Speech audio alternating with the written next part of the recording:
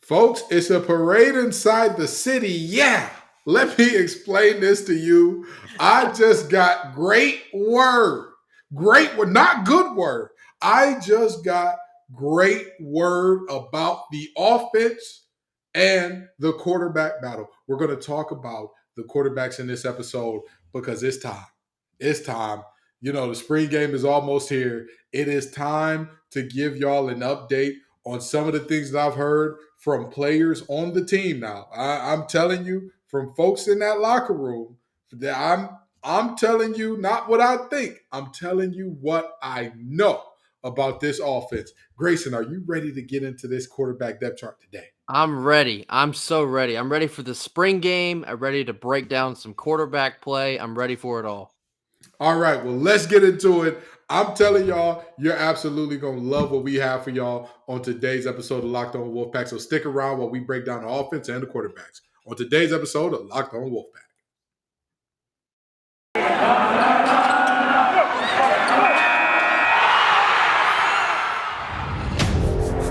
You are Locked On Wolfpack, your daily podcast on the NC State Wolfpack. Part of the Locked On Podcast Network, your team every day.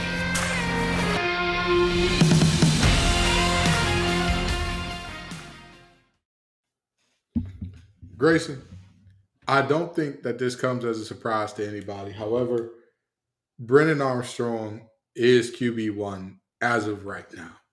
Okay.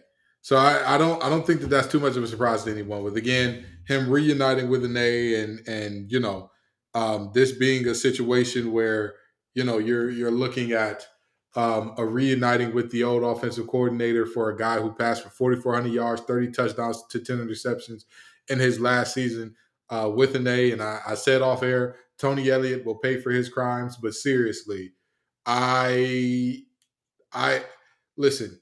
I'd hate to quote a De La Salle pilot because that's a Catholic high school up in Michigan, and one of their clips went viral from a player. I think he's got his swagger back, Grayson. I have heard that man is lighting it up. I've heard that he's lighting it up, and not just lighting it up from a standpoint of like, oh man, we've lost so much defensively that like guys are just out of position and everybody's open. I'm hearing that the windows. I mean, they're tighter than the zipper on something about Mary, and yet he is still finding a way to throw some dots in here. What say you about this latest report? Yeah, I mean, so we've talked about it here a couple times, and I've kind of expressed how I feel about the whole situation in that I think until proven otherwise, Brennan Armstrong should be QB1. Right. And like I've said before, there was no scenario in which he was going to come here unless he likely felt good about being able to win the job. He has his old offensive coordinator that he had his best season with at UVA, and he's coming here to ultimately trampoline himself into the NFL. But after the tough season he had last year, he's almost trying to kind of reinvent himself. Virginia had a rough year last year on the field, off the field. He's looking for a new scenario. And what better spot than here? I saw a great article today from Pack Pride. I encourage all of that who have not seen it to go listen to it, go read through it, because it is just about everything you'd want to hear from your QB1. Confident answers about why he's here, what he's here to do, the chemistry he's building on the field with the guys so far. I'm starting to buy in more and more to Brennan Armstrong, and especially with what you've heard today about how he's dotting I's and crossing T's in practice. You have to be excited about that, especially with the spring game coming up this weekend. It sounds like things are on schedule, at least, maybe even ahead of schedule. So very excited so far. But yeah, until proven otherwise, I think Brennan Armstrong is and should be QB1. And here's the reason why I'm so excited. We know as a former player and as a lifelong Wolfpack fan, we know that NC State performs their best when everybody's like, oh, y'all are going to be middle of the road or bad this year. Then all of a sudden, we pop out with something crazy. It's like, wait, where did that come from? this is one of those years where nobody's expecting much from NC State. They're saying, oh, you got to replace so much talent defensively.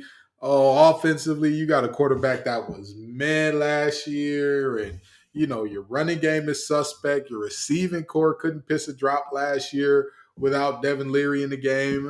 And you lost your top, I want to say 2 receivers. No, did Jones leave as well? Yes. I thought he ran out of eligibility. So your top 3 receivers, in essence, all gone. And yet, I'm so giddy for a reason. And I'm not going to lie and say I'm not easily excitable, but I'm not going to tell you that this isn't like a moment where, again, it's to hear that the offense is looking like a juggernaut at this point, when last year we had to rely on our defense so heavily. And then not only with Brennan Armstrong, apparently MJ Morris is performing well too. It's just not at the level of Brennan. So, this is good. This is good, and I'm excited. I'm excited. I'm ready to see what can get done here, because this is a moment where, again, I'm looking at this offense and saying to myself, we both agree that Tim Beck was holding this offense back to a high degree. And so now that he's gone, to hear that the offense is still looking good, when the biggest question for me was the offensive line crew, but to hear that the quarterbacks are performing the way that they are, I'm excited. I'm excited. And we're going to get into all of the quarterbacks here. But again, just to hear this about Brennan Armstrong, that's where it's at. I was going to use the analogy that we might have got a new engine under the hood, but the more I think about it, we might have just got a whole new car. A whole new car. Honest. We might have traded in a lemon for possibly a hot rod. Of course, all of this is still going to have to be proven on the field with real results.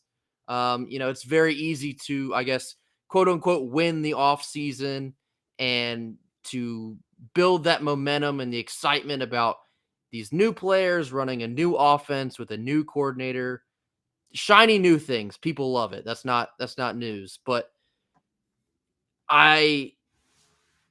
you have to feel a bit comfortable, at least I do, in Brennan's answers, at least what I read through today, in that he was saying having an eye back as his OC, it felt like a seamless transition for him. It kind of felt like the familiarity was all there. Mm-hmm. And when you're talking about familiarity with Armstrong here, this is a year, his best year, I should say, his best year where he threw for almost 4,500 yards. That's a lot of yards in one season.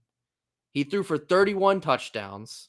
That's a pretty sizable amount of pass touchdowns.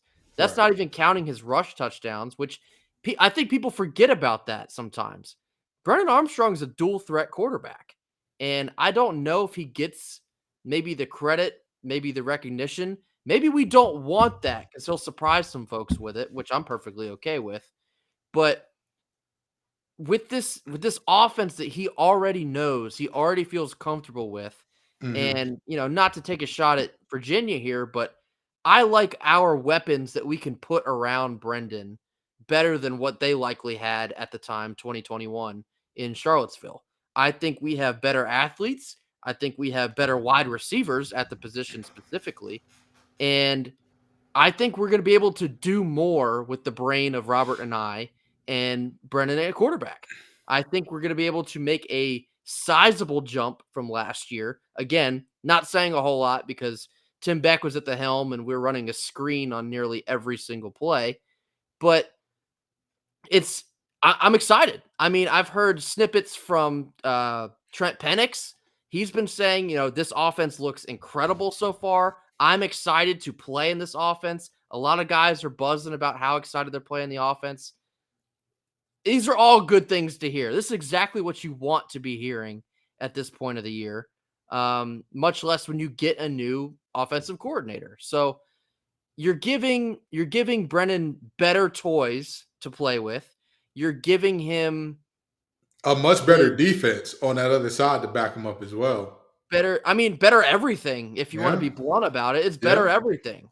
Yeah. So, you're you're giving a guy who showcased he has a high level of talent when I guess things go well, and you're putting him at the helm.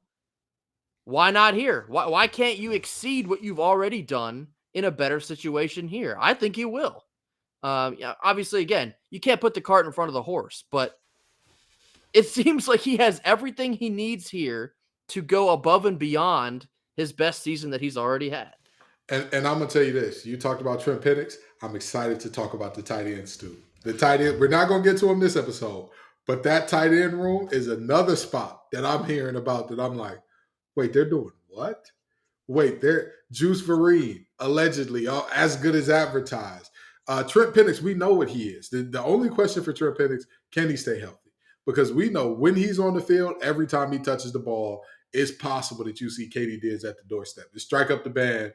We're going to be playing Old McDonald at the end of this thing every time he touches it. So this offense is exciting, and I'm struggling to keep it to just the quarterback. I'm struggling. I'm fighting a good fight to keep it to just the quarterbacks, but MJ Morris is a quarterback that we got to talk about as well. And I want to push back on just one minor thing that you said earlier. But before we do that, I've got to talk to y'all about Built Bar. Folks, Built March Madness is over, but Built Bars are still around. And I know some folks didn't get a chance to vote, but I'm going to tell you this. If you did, be on the lookout because very soon Built is going to announce all of the 50 lucky Locked On listeners who get a free box of Built as well as the one uber lucky fan that gets a free 12-month subscription to Built to have Built's best bars and puffs. I tried to combine the words right there. That didn't exactly work out for me. Delivered monthly straight to your door. You gotta try Built. Trust me, it's the best protein bar ever. Seriously, they're so amazing. You won't think they're good for you. It's not often that everything good for you is good to you. Alan Jackson made a song called Everything I Love Is Killing Me for a reason. We're not going to go there right now. Anyway, what makes these bars so good? They're covered in 100% real chocolate. And on top of that, they have the macros that you need to accomplish whatever your health goals are. So go to Built.com right now to grab yourself a box.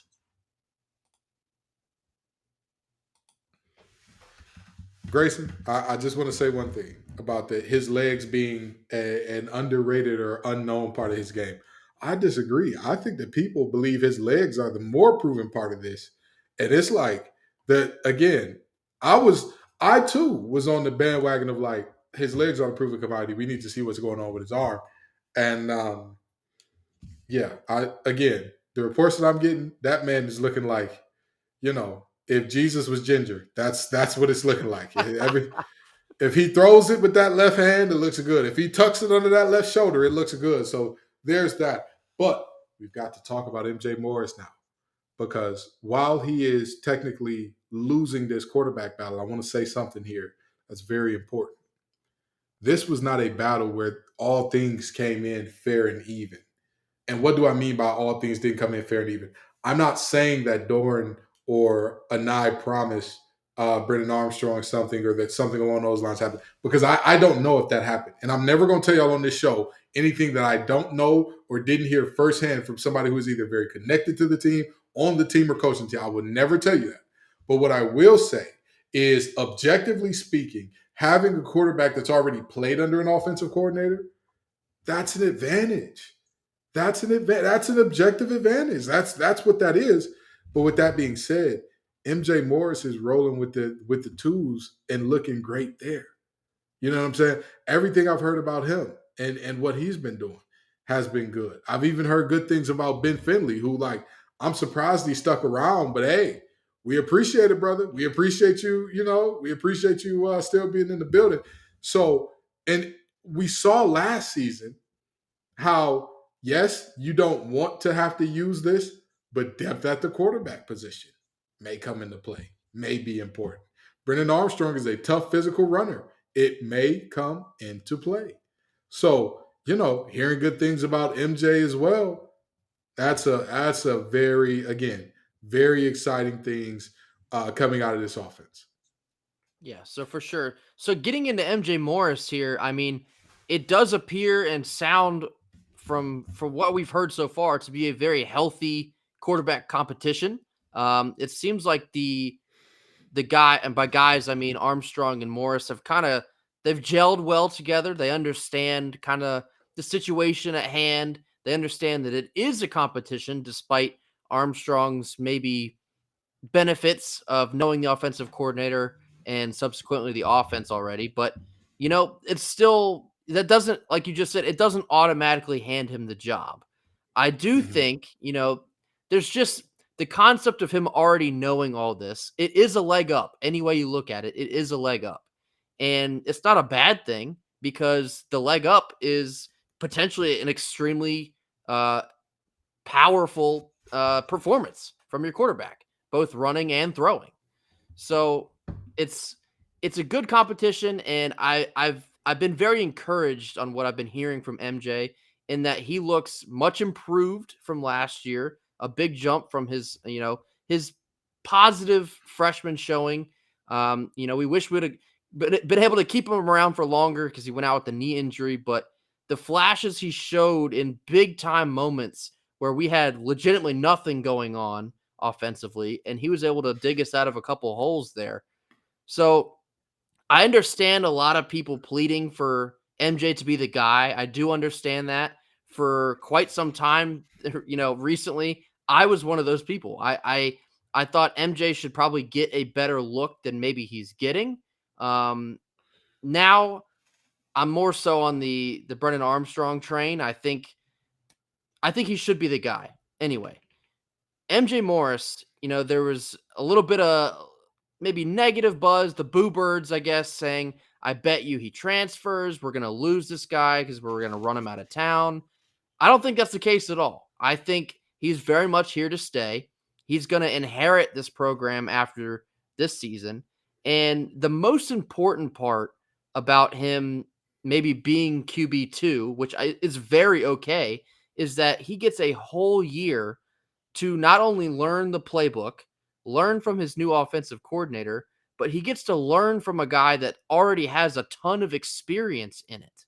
And I think that's just going to benefit him even more than it would have if he was just taken over straight away, or maybe just sitting out a year and they're, you know, reconfiguring what was going to happen at the quarterback position. He has three major things working in his favor in that he gets to learn from exactly who you'd want to learn from Right. this year, and so he can take over and run with it, both literally and hypothetically next year. So, I mean, And I'll say this: I think a best case scenario, Brennan Armstrong stays healthy.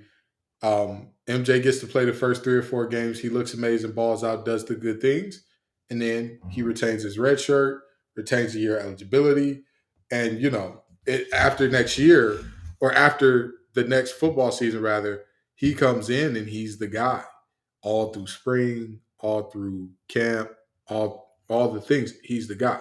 You know what I mean? I think that that's an ideal situation here because again, MJ Morris came into an impossible situation, a truly impossible situation. Most freshmen, or not most, but when you talk about quarterbacks, a lot of quarterbacks who are true freshmen or start their freshman year, do good things their freshman year, came in spring. He came in during fall camp. That's when he touched down in Raleigh. And yet he showed up and did good things from the moment that he was asked to fill in and do things in ball games. We don't win a lot of the games that we won without MJ showing up the way he did. We don't beat Wake Forest without him showing up. We don't beat Virginia Tech without him showing up. I mean, that's just the reality. You know what I mean? So I I look at this and I say, hey, MJ, if you stick around here, everybody's gonna be salivating over watching you play again in a year, regardless of how next year goes. Everybody's going to be salivating, chomping at the bit. Oh boy, we can't wait. You're our guy. Because at the end of the day, Brendan Armstrong is our quarterback next year, most likely. He'll be our QB1, most likely. But we've seen how that works out. We hope that he stays healthy and that nothing happens. We hope that. That is our hope. That is our prayer. That is our wish. But, if ifs and buts were berries and nuts, squirrels would never starve. In the real world, things happen. And to have MJ as a second option, a guy who I believe if he was on most other college campuses around the country, I would probably say there are 30 teams that, not even 30, I'd say about 20 teams that I could name off the back of my head where I'm like, MJ shouldn't be looking at the starting position if he played for that school. 15 tops for that I could think of off the top of my head. You know what I mean? I'm not going to lie and say that I have in-depth film study on 130 teams. I'm not going to tell you that. But of the ones I have seen, there are not many where you wouldn't say like there needs to be a conversation had there at minimum. So, this is, I think that the ideal situation is we keep MJ and he keeps improving because, again, I have not heard any reports of MJ looking bad. I've heard that he's looked good. It's just Brennan has looked better. It's like a Hellcat next to a Ferrari. A Hellcat is awesome. It's an amazing car in terms of muscle cars and all that until a Ferrari pulls up. And then it's like, oh, get that giant boat out of here. Like, you know what I mean? That's the reality, of course. So, that's my 2 cents on this thing. Any more thoughts on MJ Morris? Yeah, and I mean, and that's best case scenario. You want your QB2 to essentially narrowly miss winning the job because that means your QB1 and QB2 are both competing at a very high level. That's what you want. And, touching back on last year, we saw firsthand how important it is to have quality depth at the quarterback position. And I think maybe it's possibly more important this year in that your QB1 and QB2 are both dual threat quarterbacks. Right. And with a dual threat quarterback, I think you run the risk or you run a higher risk of enduring possibly injuries. We don't want anyone to get injured ever, but if you have a quarterback that runs possibly as much as Brennan might, he's going to take bigger hits and more frequent hits than he would if he just stayed in the pocket all the time. So you run that risk, and so you need to have the next man up. Literally, you have to have next man up mentality at all times because you never know. It could be that MJ has to run out there game 2 or 3 and it's him the rest of the year. We have no idea what's going to play out. So they both need to be as ready as possible. And so to hear that they are both not just performing, pretty good, but performing at a high level in that it's marginal, but Brennan might be QB1. That's great. That's exactly what you want. That is best case scenario rolling into the spring and then throughout the summer and into the fall. And let me throw this in there as well. You talked about Brennan being a dual threat and MJ also being a dual threat. You know what else that means? You don't have to change the playbook from one to the next. Exactly. You don't have to make drastic calls where you're like, the offensive line is like, wait a minute. All game, we're doing 45 vertical sets. For those of you who don't know, that's a deeper kick step.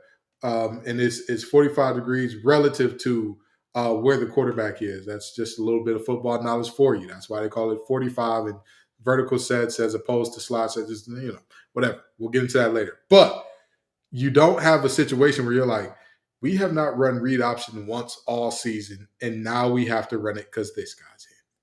You and don't I think that was the biggest disconnect you saw from Devin Leary to Jack Chambers. Right. Just two completely different quarterbacks. And Right. you saw it right away how differently a playbook can look to two completely different quarterbacks. One was just not at all ready to assume that position, and we paid for it. So there you go. Perfect example.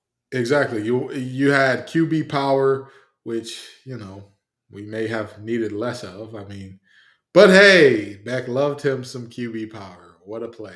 What a play. Anyway, you had QB power. You had the QB counters and all that good stuff, which, again, you're not running that with Devin Leary. It's just not smart. It's not good ball to do so.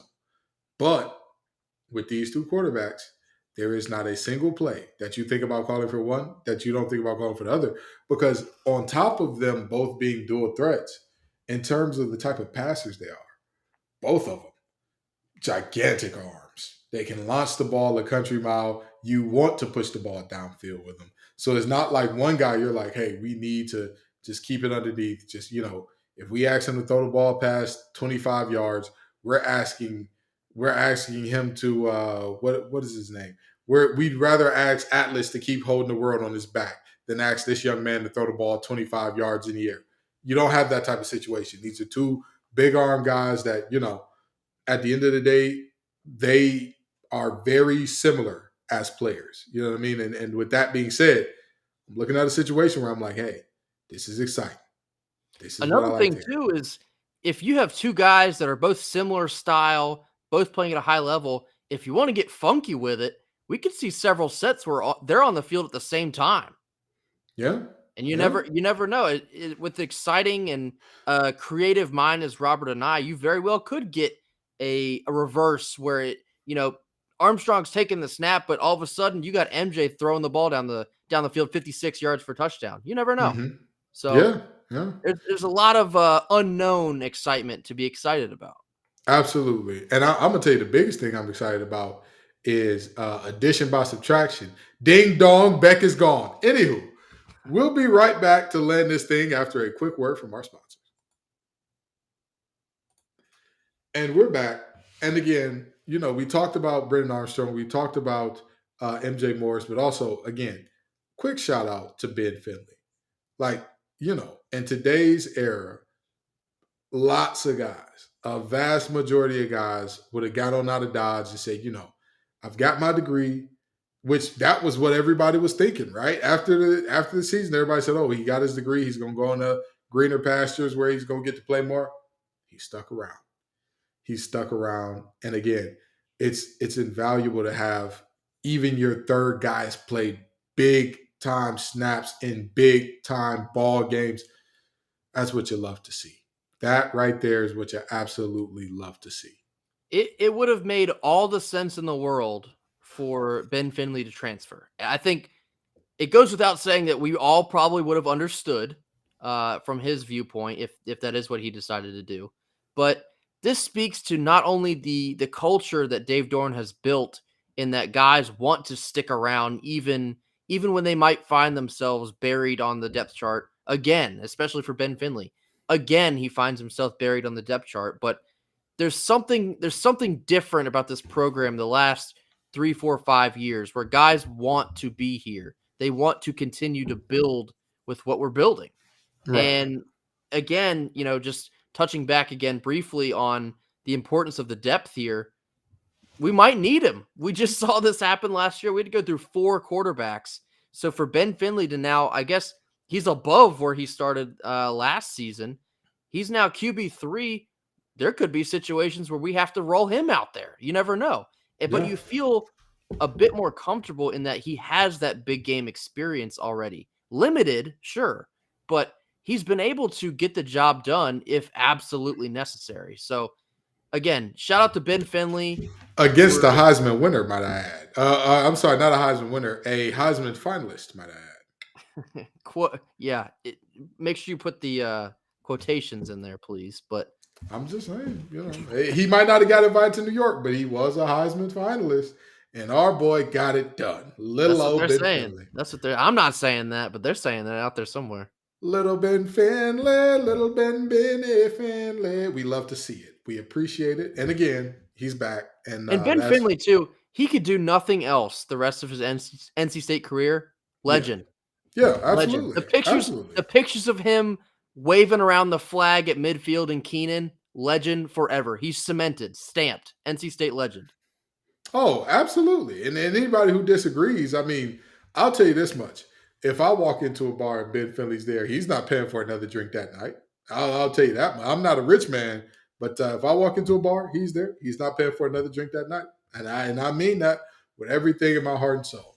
Anywho, we've got more football coming your way, folks. We're going to talk some more of these positions because, boy, am I excited to tell y'all about what I've been hearing about this absolutely stacked tight end room. Trent Penix, Christopher Touchdown Tootle, Juice Vereen. Oh, my God. This is the stuff. This injected into my veins, ladies and gentlemen. But, Wolfpack Nation, we appreciate y'all coming by. We appreciate y'all every single time y'all make this show what it is. Peace and love, y'all, as always. Go Pack. Go Pack.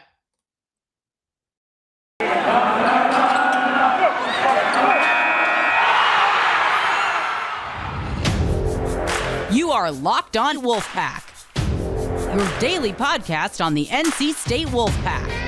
Part of the Locked On Podcast Network, your team every day.